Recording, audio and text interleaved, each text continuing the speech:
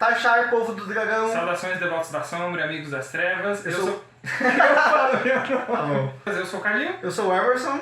E hoje a gente vai falar da Guerra da Sombra, né? Então no vídeo anterior a gente falou das lendas, né? A humanidade ali trabalhando paz e amor, amizade. Amizade. Só que a gente vai, como leitores de fantasias, né? A gente gosta mesmo de caos, de briga. Então a gente gosta de quando tudo dá errado. Então, o vídeo de hoje a gente vai falar sobre a Guerra da Sombra, também conhecida como a Guerra do Poder, aí, que devastou o mundo e durou várias décadas. E foi o início da ruptura do mundo. No finalzinho do último vídeo a gente falou um pouquinho sobre a Universidade de Kolandan, a Esfera da Charon, que era um centro de pesquisa muito famoso, da Era das Lendas e tal, na cidade de Vicenne. E foi exatamente lá que começou, que foi o início do fim da Era das Lendas, onde um experimento muito letal causou toda a ruptura do mundo, todo o caos que veio a seguir. Uma das maiores linhas de pesquisa ali na Universidade de Kolandan era encontrar, porque os seres humanos tinham o poder único, grandes magias e tecnologias eram alcançadas com essa energia, mas eles queriam encontrar uma fonte de poder que não se limitasse ao gênero, ou seja, que fosse acessível tanto para homens, tanto para mulheres, porque o poder único se divide entre metade masculina e feminina e cada uma é diferente, mas complementar. Eles queriam uma forma de poder que fosse única, que os dois gêneros pudessem acessar. Então essa era mais ou menos o que estava rolando ali logo antes do colapso, da Guerra da Sombra. Tinha uma pesquisadora chamada Mierin Aronnaille, que no futuro seria conhecido como Lanfear, e o seu parceiro de pesquisa, que era o Beidomont. Eles foram os responsáveis por esse experimento maligno, digamos. Não era maligno nas suas intenções, mas acabou resultando em caos. Então, durante os seus experimentos ali de pesquisa, eles acabaram encontrando uma fonte de poder que não diferenciava homens de mulheres, o gênero masculino do feminino. E essa fonte, eles acreditavam ser o que eles finalmente procuravam, porque provavelmente como o poder único sempre foi estudado, eles precisavam entender o que era. E aí achar isso, algo que não distinguia o gênero da pessoa, um negócio bem revolucionário. Construíram ferramentas, eles continuaram cutucando ali, aquela fonte de poder ali que eles não conheciam, e acabaram abrindo um buraco. O que parecia ser a solução, dos problemas da humanidade, acabou por ser exatamente a derrocada da espécie humana da época. Porque, na verdade, o que eles perfuraram, a fonte de poder não era somente uma fonte, igual o poder único, fonte verdadeira. Era a prisão do tenebroso, a essência oposta do Criador, que ele foi colocado numa prisão pelo Criador durante a criação do universo. Então era a sombra. A sombra em si foi aprisionada no momento da criação. Porque se o tenebroso tocasse o mundo completamente, ele ia destruir a roda do tempo, remoldar o padrão, como a gente falou no vídeo sobre o Tenebroso, explicando um pouquinho do final da primeira temporada. Então o Tenebroso ele quer dominar tudo, destruir a roda do tempo. Então o Criador deixou ele de lado para que ele não tocasse o padrão. E até então, essa pesquisa, o Tenebroso estava lá na prisão cósmica dele eternamente. No momento que essa fonte de energia foi perfurada, uma energia imensurável acabou destruindo a Charon.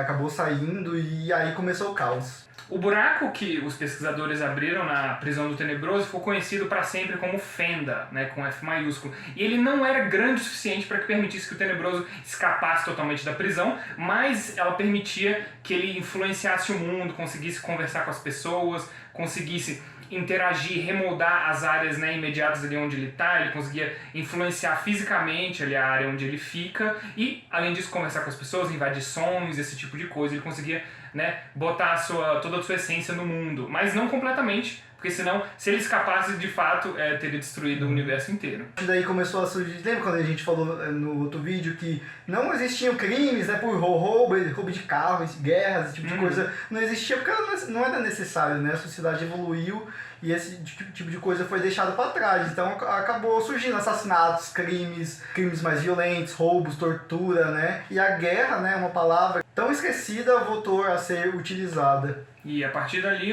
para sempre seria conhecido esse período como a Guerra da Sombra ou a Guerra do Poder. Existem esses dois nomes para designar esse conflito. E ali os anos iniciais ali da influência do Tenebroso foi conhecido como o Colapso. O único, como a gente viu no primeiro vídeo, era usado para coisas benéficas, construções, agricultura, cura de pessoas, mas agora com a influência do Tenebroso pegando pesado no mundo, as tessituras e todo o poder único foi trabalhado e sofreu pesquisas de como criar tessituras destrutivas, né, usando os 5 elementos terra, ar, fogo, água e espírito para construção de armas e adaptação dos veículos que existiam. Todas as tecnologias muito avançadas agora estavam sendo usadas para destruição e para o caos.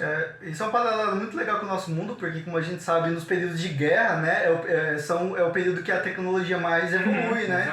Tanto a medicina, né, como tecnologia de veículos, né? Só pensar na questão do avião, as armas, né? Então, a própria medicina, se vocês verem, muita evolução, questão de medicamentos também. Então, no caso da Roda do Tempo, né, foi com poder único. Acho que não tinha muita diferença, assim, das tessituras, né? E aí tem essa separação, né? Tipo de terra, fogo, né? Que são texturas mais usadas para ataques, né? Mais de guerra. E enquanto as outras, não necessariamente, né? Então, era mais para cura, coisas mais benéficas. Então, mas agora, né, como tá tudo sendo usado para o mal, todas as tessituras eram incluídas para fazer, né, ataques. Uma das tessituras descobertas ou inventadas nesse período foi o fogo devastador, né? Ele tinha uma propriedade muito bizarra e macabra na verdade ele consiste em uma barra de fogo líquido que, né, parece, sei lá, um raio, um poderzinho normal, mas quando você atinge a pessoa, tudo que ela fez é apagado do padrão. Então digamos assim, o fogo devastador, ele serve para dar uma rebobinada no tempo mesmo, no padrão. Então, se uma pessoa atacou você, te causou um ferimento e você lança fogo devastador nela, tudo que ela causou vai ser desfeito. Então, o seu machucado vai sarar, algum prédio que ela tenha destruído vai voltar. Mais forte é o seu fogo devastador, mais para trás no padrão você vai apagando os atos da pessoa. Isso mexe com consequências de espaço-tempo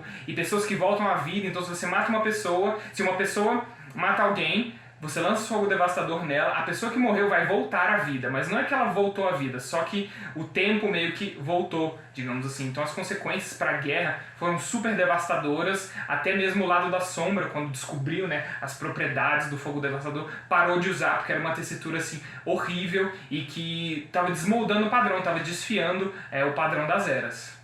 Esse poder era tão destrutivo, né, que ambos os lados eles entraram num acordo, né, para parar de utilizar, porque por mais que a sombra vencesse a guerra, não ia sobrar, né, mundo, ia sobrar um mundo vazio, sem nada, né, para eles governarem. Até cidades inteiras foram apagadas. Imagina, se o bairro que você mora ser totalmente apagado, como se nunca nada tivesse existido ali. Então isso aconteceu muito ali nos territórios ali da Roda do Tempo. Muita coisa foi apagada, ninguém nem lembra que existe mais, sabe? Então acho que é um dos poderes mais apelativos que tem da fantasia, né? É muito né? macabro quando a gente descobre o que ele faz, né? Porque parece primeiro, beleza, um raiozinho diferente, mas o que ele faz é muito mais profundo. É por isso que eu acho que os personagens da Roda do Tempo são os mais fortes da fantasia, sabe? O Randall Thor, pra mim, o dragão é mais forte, porque por mais que, sei lá, os personagens de malas não sejam fortes, eles não têm fogo devastador, eles não podem ser apagados, né? Eles não têm acesso a poderes assim tão apelativos. Uma curiosidade sobre esse poder é que uma vez que ele é utilizado, até sua alma é apagada daquela parte do padrão. Ela pode renascer em uma outra era, tá? Ela não é completamente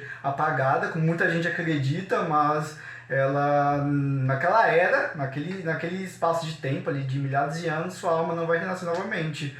E a gente tem o Samael, né, que ele tem um acordo com o Tenebroso, que ele quer morrer, né, ele não quer renascer mais, ele tá cansado dessa guerra interminável, né, com a alma do dragão que ele tem.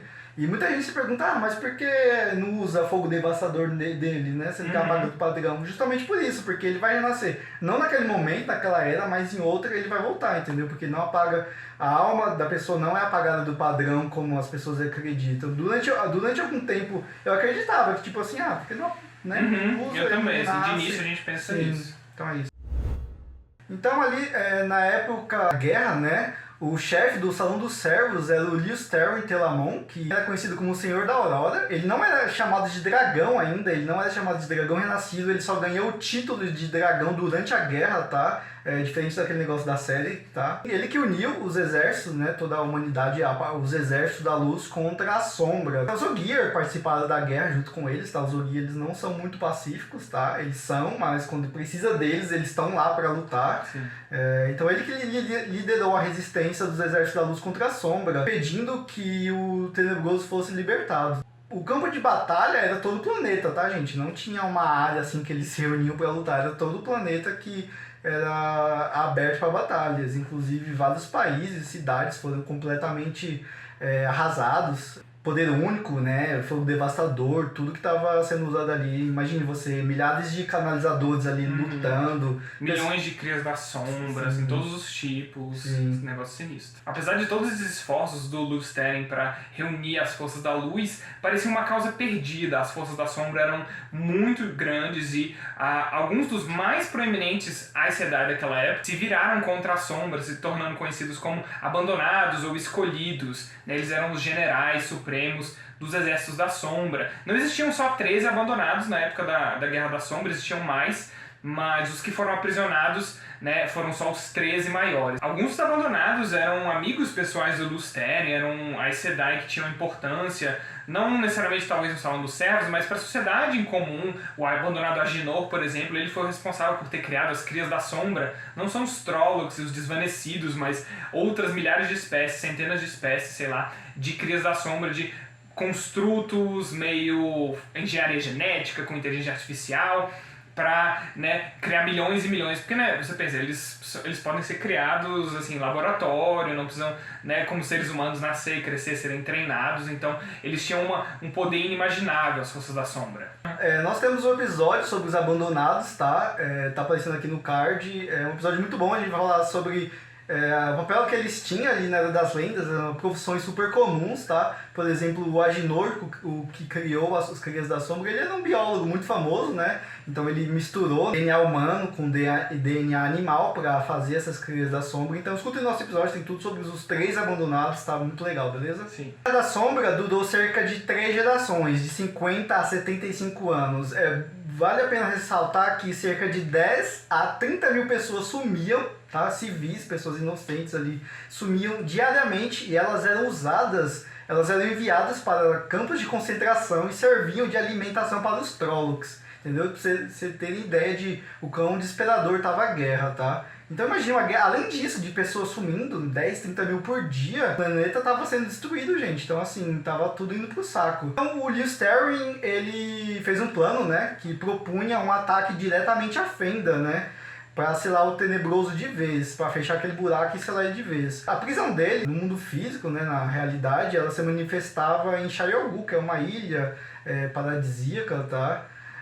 Fica no meio do mar. O plano dele consistia em quê? Vamos reunir todos os Aes Sedai, vamos formar um selo com Coendilar, que é uma espécie de pedra-coração, que é feito com poder único, mas é feito com poder único, só que o poder único não pode destruir esse selo. Eles queriam posicionar em alguns lugares esses selos para selar de vez a prisão do Tenebroso.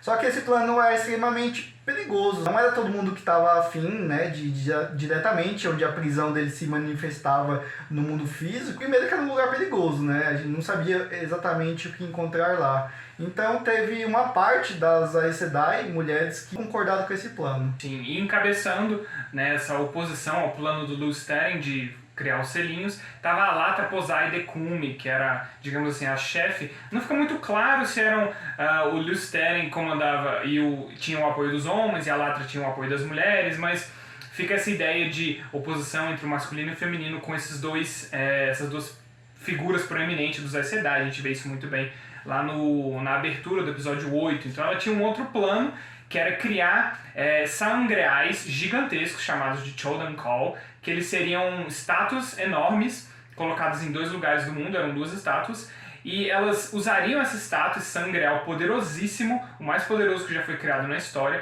para criar um escudo na prisão do Tenebroso, enquanto eles planejavam, tentavam encontrar outra saída, ou conseguiriam virar a guerra. Então elas queriam criar esse escudo e não concordavam com o plano do Lewis, que era um embate direto lá na prisão. Então essas duas ideias, dois ideais ficaram em embate e meio que não se atingiam um consenso. Dois planos eram muito incertos, então não tem lado certo ou lado errado nessa história, até porque a gente também conhece registros que chegaram pra gente, muita coisa foi apagada, mudada, traduzida, retraduzida, então a gente não sabe exatamente o que aconteceu, mas os dois tinham incertezas e falhas neles, mas o plano das mulheres, liderado pela Latra, acabou tendo um impasse que o abandonado Samael atacou a região onde estavam sendo fabricadas essas estátuas e meio que deu uma parada no plano delas, que não conseguiria ir pra frente, né? Porque não teria mais as estátuas, que era o cerne ali do plano dela. Então, o Lewis, ele decidiu tomar as coisas, pegar as rédeas e executar o plano dele. Eles não foram feitos no mesmo momento. Acho que o Lewis, ele propôs o dele, as mulheres não toparam e ficou nesse impasse enquanto elas faziam o dela. Só que como o plano delas não deu certo, né? Tanto que se alguém tentasse acessar esse sangreal, a pessoa acabaria... As pessoas, né, acabariam se esgotando, talvez até se queimando, como aquela cena da Aes Sedai do episódio 8, né? Naquele círculo, acabou morrendo, se queimando. Foi muito arriscado e esse plano acabou sendo inviabilizado. Então, como a guerra estava durando várias décadas, sabe? Pessoas sumindo, morrendo, sendo utilizadas como comida, sabe? 3 gerações de guerra já, o mundo sendo destruído, o Lewis Terry falou, não dá mais para esperar. Ele reuniu 113 Aes Sedai, homens, tá? Os mais fortes ali, chamado também de os 100 companheiros. Na série ficou 99, não sei porquê, não sei dessa porque mudança, né? E também reuniu um exército de 10 mil, tá?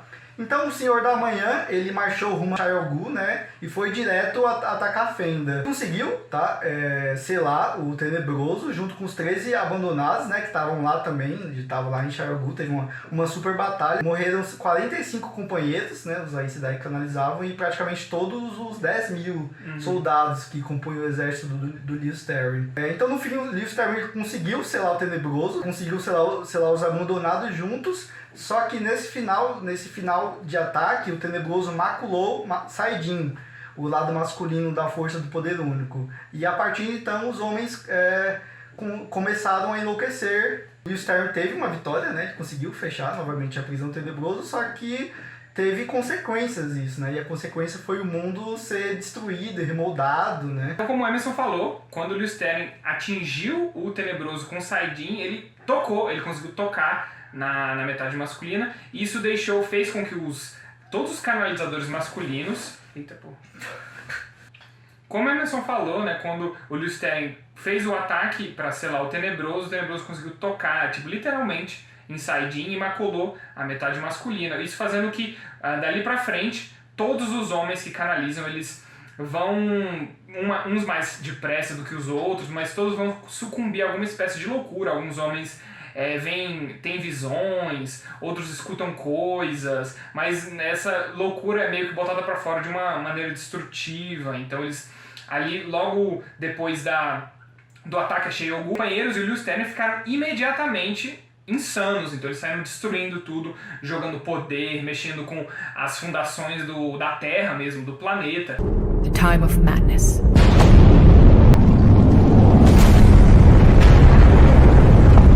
Changed the face of the world. Isso remoldou os continentes, os mares, isso fez com que existem até alguns mapinhas teóricos de Era das Lendas que até parecem com o nosso mapa mundi, com algumas pequenas diferenças, mas como vocês veem agora o mapa de A Roda do Tempo, é um negócio totalmente diferente, porque foram os canalizadores masculinos que, ao longo desse tempo aí, que ficou conhecido como o Tempo da Loucura, remoldaram o mundo, e os que vieram mais pra frente, né, até o surgimento da Ágia Vermelha e tudo mais, das outras Aes Sedai, eles remoldaram o mundo e destruíram tudo por conta da mácula do Tenebroso, que na série eles estão chamando de corrupção, mas acho que é uma mudança só no inglês, porque a palavra em inglês tem uma conotação meio pejorativa, então, mas em português acho que vai ficar mácula mesmo, nas legendas e tudo mais. Tá.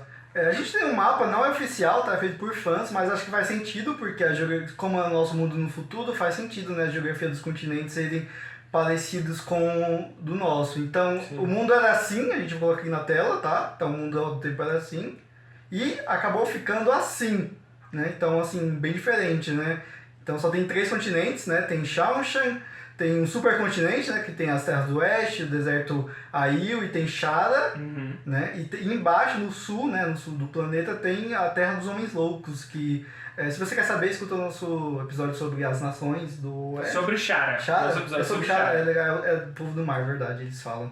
Então é isso, o mundo foi muito remoldado, destruído. A gente fala também isso no episódio de Manetheren, né, que a cordilheira de montanhas, né, das montanhas da névoa, não existia antes, né, aquilo subiu do oceano durante o tempo da loucura. E é isso, o mundo foi totalmente destruído, né, e remoldado pelos canalizadores. Em A Roda do Tempo não é meio como o Senhor dos Anéis, quando o Sauron é derrotado, os orcs meio que somem e caem mortos, ou como em Game of Thrones apareceu na série de TV. Mas quando o Tenebroso foi selado, ele nem foi destruído, né? Ele foi selado, as Crias da Sombra e os Senhores do Medo, que eram os canalizadores a serviço do Tenebroso, continuaram à solta. Então coube a Aes Sedai e a Latra Posai, ela encabeçou essa liderança, né, porque ela é, sei lá, a última pessoa com muito poder ali do Salão dos Servos. Ela encabeçou essa, digamos assim, esse pós-guerra, mais ou menos, para eliminar a maioria das Crias da Sombra, jogá-los de volta lá na Praga. Para os canalizadores masculinos, né, tinha 3 opções. Né, para que eles se livrassem da mácula do Tenebroso. A primeira era não canalizar, mas é algo quase impossível, né, porque uma vez que a pessoa nasce com o dom de canalizar e canaliza durante vários anos, ela não quer parar de usar esse poder, é tipo, sei lá, parar de respirar para eles, não tem como. A segunda seria ser amansado, né, como o Logain foi na série ali no episódio 4, só que isso acaba matando eles, né, em pouquíssimo tempo, eles acabam entrando em estado depressivo e morrendo.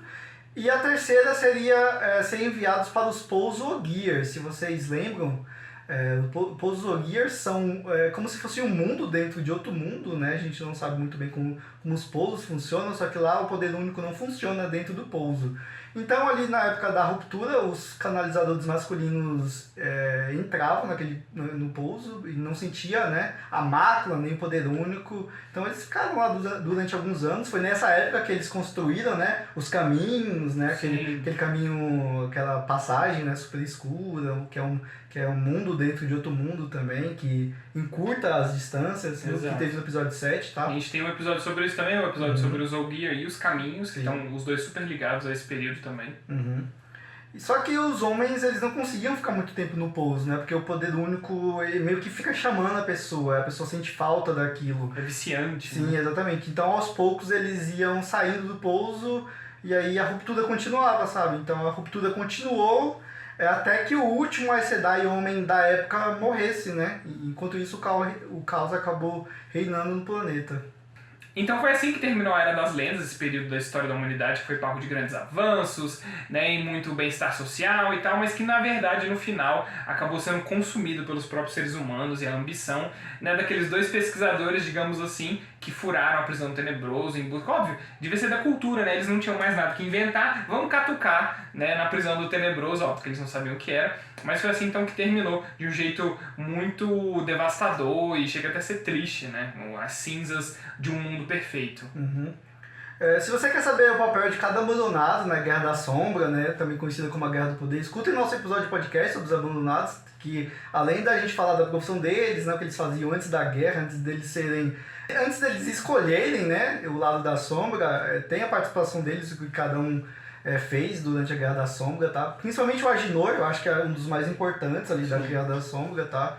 Porque ele criou os Minions, né, o exército principal ali. Então, deixa um comentário aqui embaixo, se inscreva no nosso canal se você não for inscrito ainda, tá? Deixa um comentário falando o que você achou da série, o que você achou dos nossos vídeos, o que você achou do tema desse vídeo, qual lado você escolheria, o lado dos homens, das lendas, o lado do Listerine, ou o lado da Latra Posai, o que você faria de diferente? Você acha que eles poderiam ter chegado num consenso? Você acha que se os dois tivessem atacado juntos a prisão do Tenebroso, eles conseguiriam, sei lá, sem ter uma consequência tão devastadora? Ou teria sido exatamente o pior, Saidin e Saidar maculados. Exatamente. Assim, minha teoria é que se eles atacassem juntos, Saidin e Saidar seria maculado, sabe? Eles vão tocar o Tenebroso. Sim, e tal, com certeza. Exatamente. Então deixem aí o que vocês acham que deveria ter acontecido e não aconteceu, e quais são as opiniões de vocês. Não se esqueçam de curtir esse vídeo, compartilhar, sigam a gente nas redes sociais e até a próxima. Tchau. Tchau.